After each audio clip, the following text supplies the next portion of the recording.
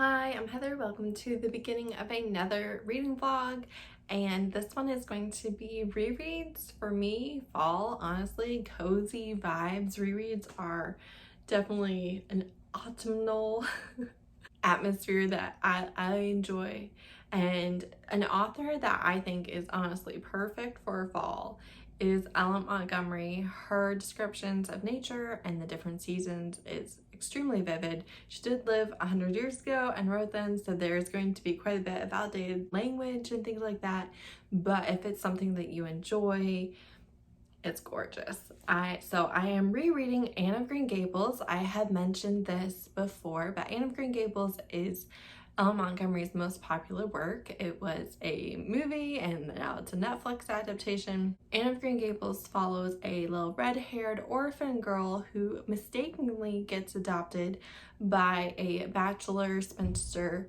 brother-sister duo who are running a farm and wanted a little boy to help them with the work. But they get this little girl instead, and as her adventures, she has the most vivid imagination of any child you've ever seen, and her best friend Diana and her nemesis Gilbert Blythe and all the things. But the Anne series actually is 8 books, and it goes through her high school career, her early adulthood as a teacher, follows her falling in love and getting married, raising children, and there's a whole book that's kind of about her children being kids, and then the final book is about her youngest daughter being an adult and adopting a little baby, which kind of brings the series full circle in a really beautiful way. But I haven't read it since I was a teenager. Since then I got married, had kids, all of the things, and I would love to finish the series as an adult, as a mom, as somebody who's gone through some of the things that she talked about, even if it's 100 years later and very different. I would still like to read it from an adult perspective. So I'm currently over 50% through Anne of Green Gables, and that's the only book in the series I plan on reading for the vlog, but I would like to continue that through the rest of 2021 and into 2022. And then I also would like to reread The Headmaster by Tiffany Reisz. This is the perfect fall, gothic, spooky, but extremely sweet and charming academia book. I just adored it the first time and would really like to reread it once again in the fall. I did read it in October, I think, the first time. So we're back in the October, and it's just perfect timing. I have another book that I want to reread for this. I can't think of what it is though.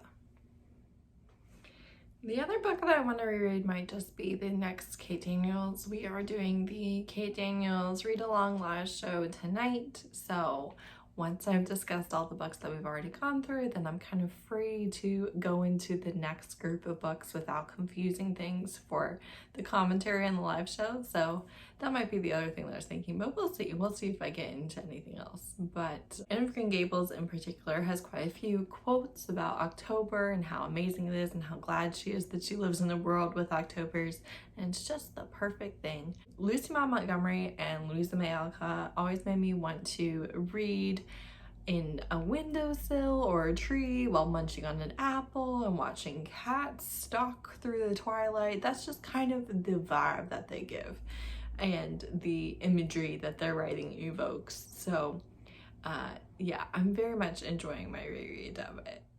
Hey, so I figured I would just pop in. I'm like 75% through Anne of Green Gables. I did want to point out that there's definitely some casual racism in here. Marilla tells Anne, Marilla is the spinster who adopted her along with her brother Matthew. Marilla's brother Matthew. So Marilla and Matthew are older brother and sister who live alone, and they adopted Anne. Anyway, right at the beginning, she talks about how she refuses to adopt, I think, like an Arab boy to work on the farm. And then later on, she's like, I told you not to let those Italians in the house for like a peddler and stuff. So obviously, again, very dated, very much a part of its time. It's just interesting to see the very common beliefs that were so accepted, and you know, it wasn't thought twice of to put it in a book. It wasn't even it didn't even make you a bad person. to only like white people. Very interesting. Hey, I finished Anne of Green Gables, and there is the death of a loved one at the end of the first book. I couldn't remember where in the series it happened, but it's at the end of the first book. Really loved it. It covers about 4 years, that first book, from the time Anne is 11 to 15, or maybe even 16, which was more of an adult age than we view it now. Like, she's going to be teaching / college, like that age. But then I also remembered that I wanted to read Your Dad Will Do by Katee Robert, because there's a live show that I'm going to be in on Nicole from Who Picked This Book channel. That is in 2 days. It's already happened when you see this vlog, but so I want to read that. But before that, I'm rereading The Headmaster by Tiffany Reisz, and I've started that, and I skipped to the interactions with the headmaster at the beginning. And that's where I am. And also, like, the kids in this, because it's an all-boys school, they are just so heartwarming, and I'm really looking forward to reading more of it after supper. Hi, I'm here to close out the reading vlog. So I did end up reading The Headmaster that night, and I cried at the end again. This is a gothic, sweet, cozy romance with a bit of a mystery, and the headmaster is actually like the most polite gentleman, and they have like the cutest banter where they're like basically saying they can't stand each other, and they both know that that's not true, and it's just really cute, and I loved it. And I did cry at the end again. Then for the live show on Nicole's channel, I reread Your Dad Will Do by Katee Robert. I'd forgotten how much daddy kink was in this. I don't know why, I just had. And also, like, my favorite line is when he says that if his son walked in on him, at least he'd know what she looked like when she came. And it's just so savage. It's just like right for the gut, claws, withdraw. I don't know. I love it. It's super hot, is like 120, 150 pages. It's not super long, but I just enjoy it, and I think it works because the son and she both were no longer invested in the relationship. So even though they had a recent breakup, really it'd been coming for a long time. They shouldn't have still been together. If you're not familiar with the plot, she catches her fiance cheating on her, so she goes and sleeps with his dad as revenge.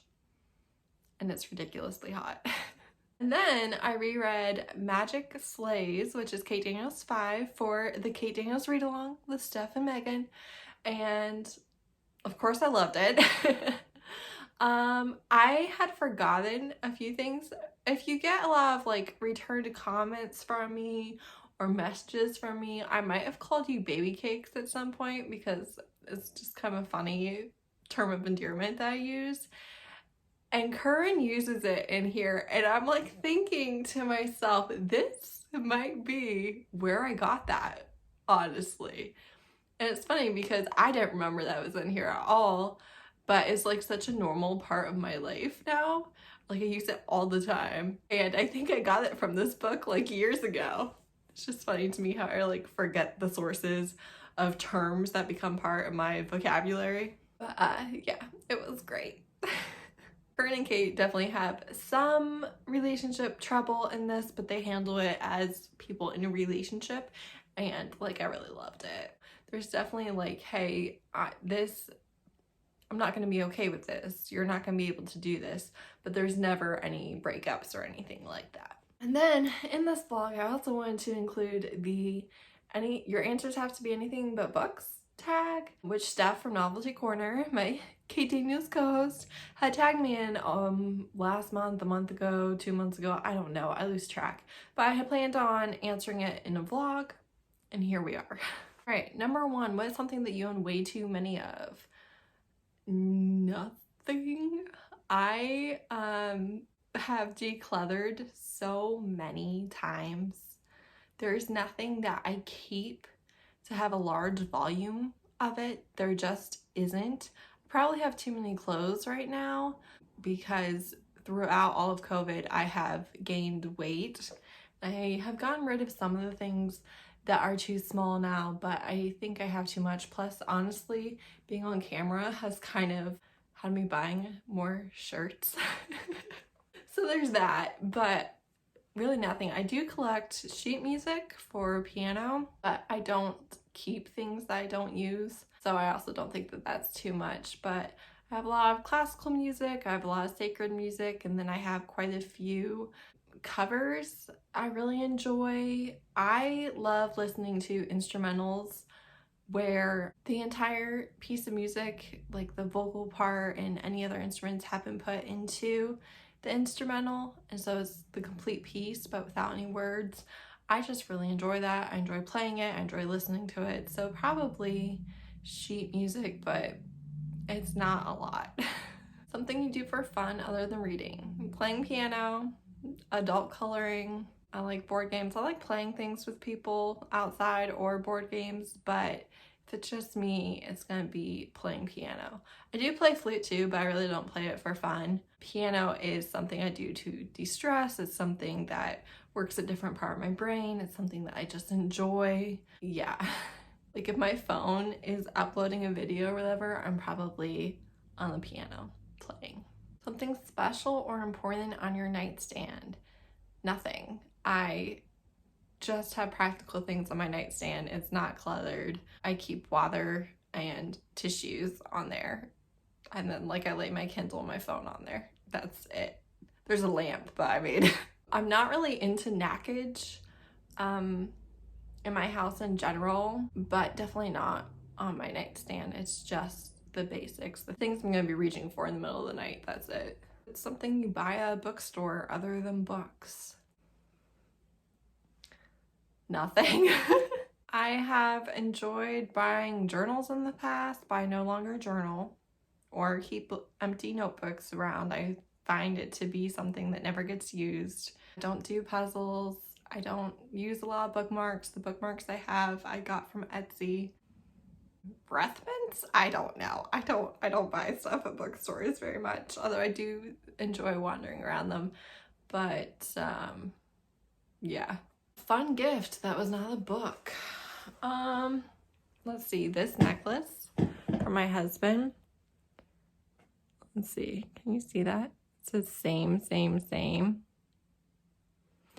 It's from the lyrics of a song where he's like, babe, I hate them. And she's like, same, same, same.